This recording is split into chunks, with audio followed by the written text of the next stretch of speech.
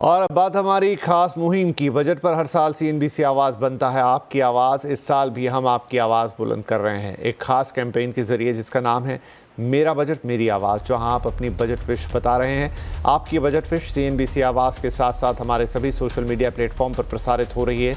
लेकिन इससे पहले कि हम आपको आज की बजट विश सुनाएं या हम बताएं कि आप कैसे इसमें हिस्सा ले सकते हैं, आइए सुनते हैं कुछ बजट विशेस।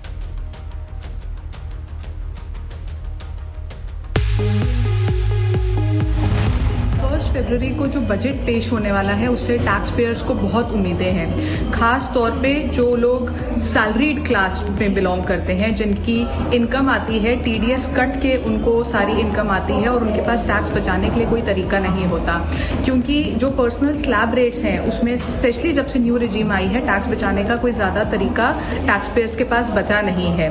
तो अगर हम कॉर्पोरेट टैक्स और पर्सनल इनकम टैक्स को कंपेयर करेंगे तो कॉर्पोरेट टैक्स बहुत कम कर दिया गया है और पर्सनल टैक्स आज भी हाई स्लैब में फॉल करता है और पर्सनल टैक्स की जो कलेक्शन है वो भी ज़्यादा है कॉर्पोरेट के मुकाबले। तो मुझे लगता है कि बहुत लोगों की उम्मीदें हैं इस बजट से, जहाँ पे पर्सनल टैक्स रेट पे ध्यान दिया जाएगा और उसको कम किया जाएगा और कुछ ऐसे मेजर्स लेने चाहिए सरकार को जिसमें आपका जो पर्सनल टैक्स का कैलकुलेशन है उसको ईजी कर दिया जाए, यानी कि जो ओल्ड रिजीम है न्यू रिजीम है उसमें से एक ही रखें, यानी कि न्यू को ओल्ड को हटा दिया जाए और न्यू रिजीम को और कॉम्प्लिकेट ना करें और स्लैब्स ना बढ़ाएं, इनफैक्ट और रैशनलाइज कर दें और कम कर दें, ताकि एक आम टैक्स पेयर जब रिटर्न भरने जाता है या टैक्स भरने जाता है उसको कोई कंफ्यूजन ना हो, वो अपनी टैक्स लायबिलिटी इजीली कैलकुलेट कर सके और टैक्स बचाने के जितने तरीके हैं उनसे टैक्स बचा सके और आसानी से अपनी रिटर्न फाइल करके कंप्लायंस पार्ट को बर्डन ना समझ के उसको कर सके। तो अगर आप भी चाहते हैं कि आपकी बजट विश भी सीएनबीसी आवाज़ के जरिए वित्त मंत्री तक पहुंचे तो इसका तरीका आसान है। बस आपको अपने स्मार्टफोन से 90 सेकंड तक का एक वीडियो बनाना है।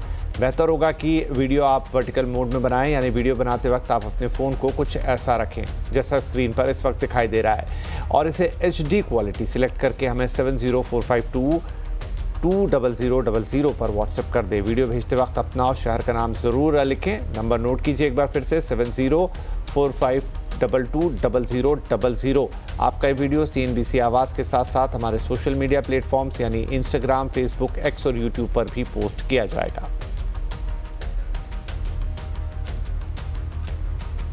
अब बात बाजार की, जहां पर आज 3 दिनों की तेजी पर ब्रेक लग गया। सेंसेक्स और निफ्टी गिरावट के साथ बंद हुए। सेंसेक्स 423 अंक तो निफ्टी 109 अंक गिरकर बंद हुआ है। Nifty bank index 1.5% फिसला।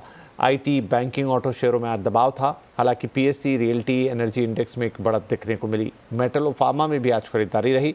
बाजार को किन सेक्टर्स और शेयर्स से सबसे ज़्यादा धक्का लगा या कहां पर एक उछाल हमने देखा, वो बताने के लिए हमारी सहयोगी कंचन हमारे साथ हैं।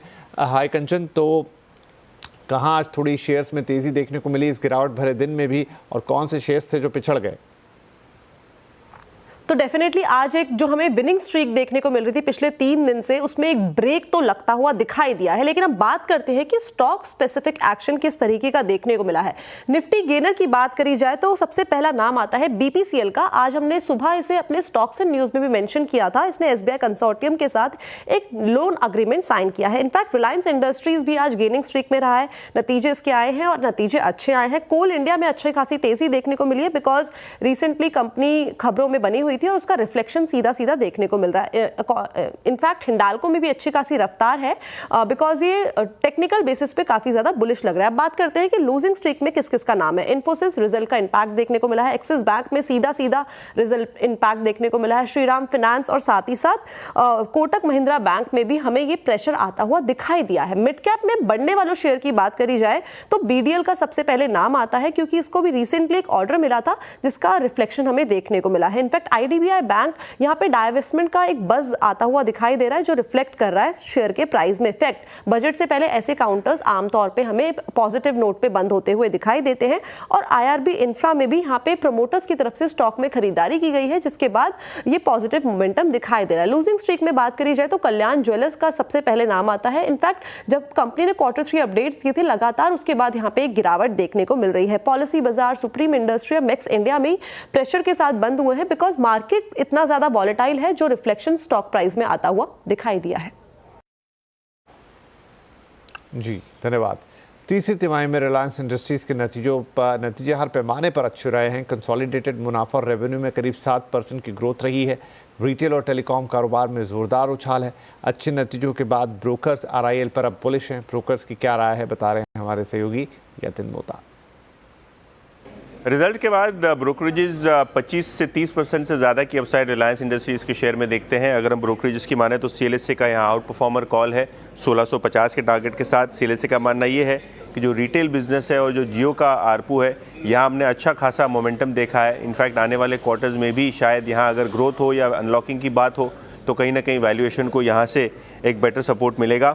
मॉर्गन स्टैनली का भी यही मानना है कि जो पिछले 2 क्वार्टर से रिजल्ट्स में आपको एक स्लोडाउन दिख रहा था, अब फिर से एक बार एक टर्न अराउंड दिख रहा है।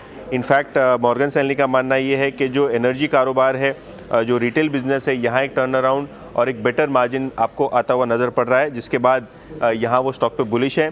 जेफरीज़ की भी 1660 के टारगेट के साथ खरीदारी की सलाह है। इनको लगता है कि जो O2C कारोबार है, यहाँ EBITDA 5% से बेहतर रहा है। और अगर हम O2C प्रॉफिटेबिलिटी की बात करें तो रिफाइनिंग मार्जिन्स में एक कमबैक आता हुआ नज़र पड़ा है, जहाँ एक टर्न अराउंड भी देखने को मिला है। और आगे जाके जो जियो यानी जो टेलीकॉम कारोबार है, उसकी लिस्टिंग का ट्रिगर FY 26 के लिए एक बड़ा रहेगा स्टॉक के लिए और ओवरऑल वैल्यूएशंस के लिए। जी बहुत शुक्रिया यतिन। और यहाँ पर ये डिस्क्लेमर कि नेटवर्क 18 जो है वो CNBC आवाज़ नेटवर्क 18 का हिस्सा है, जो कि रिलायंस इंडस्ट्रीज़ के स्वामित्व वाली कंपनी है।